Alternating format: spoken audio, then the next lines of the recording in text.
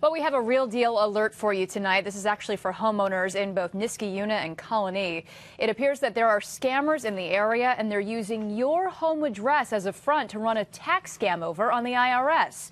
In the end, we are all paying for it. Jennifer Lukey joining us live now in our newsroom with the real deal on just what to look out for here. Jen? Well, Dory, it's tax time, and if you're getting a big refund check, chances are you've been checking the mail daily for it. But it's very possible someone else has been checking your mailbox for their big refund, too. The Postal Service, along with Colonie and Niskayuna Police, have been alerted to a tax scam that's been happening locally, and it's got homeowners on high alert.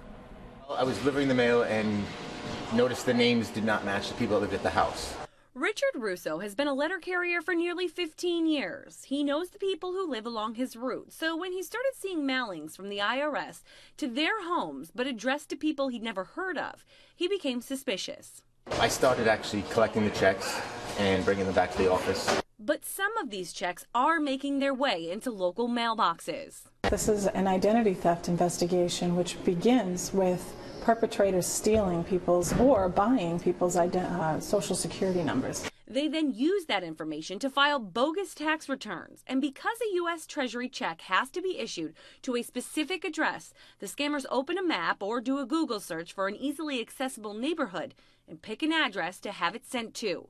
They then either pay an accomplice to pick up the check or they pick it up themselves.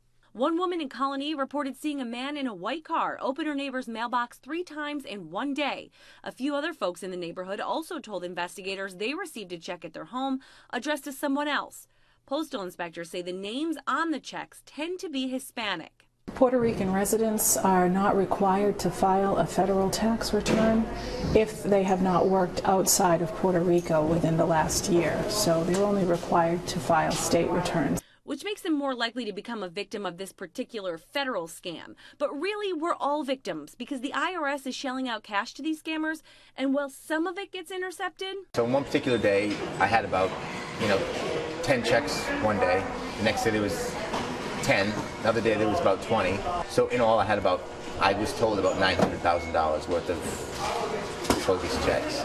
And that's only one route in one small part of one town.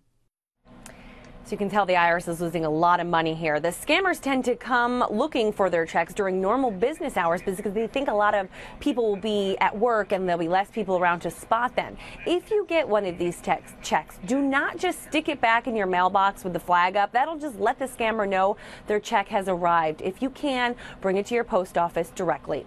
Live in the newsroom tonight, Jennifer Lukey, CBS 6 News.